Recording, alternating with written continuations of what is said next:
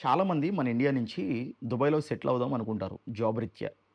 So, వాళ్ళందరికీ కంపల్సరీగా resident visa అయితే ఉండాలి. సో, ఈ రెసిడెంట్ వీసా మనం పొందాలి అంటే దాని ప్రొసీజర్ ఏ విధంగా ఉంటుందో నేను ఎక్స్‌ప్లెయిన్ చేస్తాను.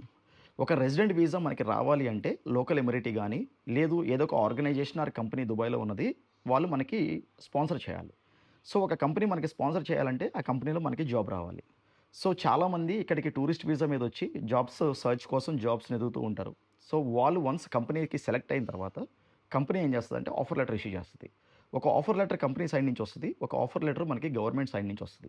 సో, గవర్నమెంట్ సైడ్ నుంచి వచ్చే ఆఫర్ లెటర్‌లో మనం సైన్ చేసేటప్పుడు చాలా జాగ్రత్తగా ఉండాలి. ఎందుకంటే అక్కడ మనం మన టైప్ ఆఫ్ కాంట్రాక్ట్ ఏంటి, మన సాలరీ ఏంటి, మన డిజిగ్నేషన్ ఏంటి ప్రతీదీ కూడా క్లియర్‌గా మెన్షన్ చేసి ఉంటది. ఎందుకంటే ఆ ఆఫర్ లెటర్‌లో ఏదైతే ఉన్నాయో అవే మన కాంట్రాక్ట్‌లో కూడా ఉంటాయన్నమాట. సో, అది చాలా ఇంపార్టెంట్. అన్నీ జాగ్రత్తగా చూసుకొని మనం సైన్ చేస్తాం. వన్స్ మనం సైన్ చేసి సబ్మిట్ చేసిన తర్వాత కంపెనీ ఏం చేస్తదంటే వర్క్ పర్మిట్‌కి అప్లై చేస్తది.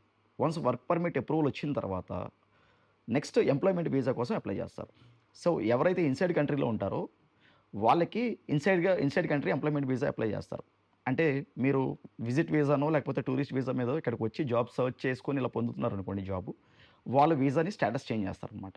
లేదు మీరు ఇండియాలో ఉండి అప్లై చేసి సెలెక్ట్ అయ్యారనుకోండి. వాళ్ళకి outside country employment visa apply చేస్తారు. ఆ వీసాని మీకు ఇండియాకి పంపిస్తే ఆ వీసా మీద మీరు దుబాయ్‌కి రావడం జరుగుతుంది. వన్స్ వచ్చిన తర్వాత మనకి నెక్స్ట్ ప్రొసీజర్ మెడికల్ ఉంటుంది.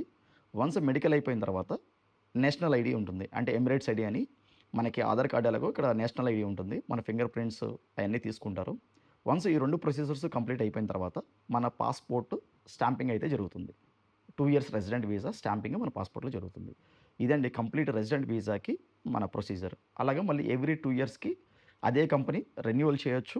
లేదు అంటే వేరే కంపెనీలో మనం మారినప్పుడు మళ్ళీ సేమ్ ప్రొసీజర్ అయితే ఇదే ఉంటుంది.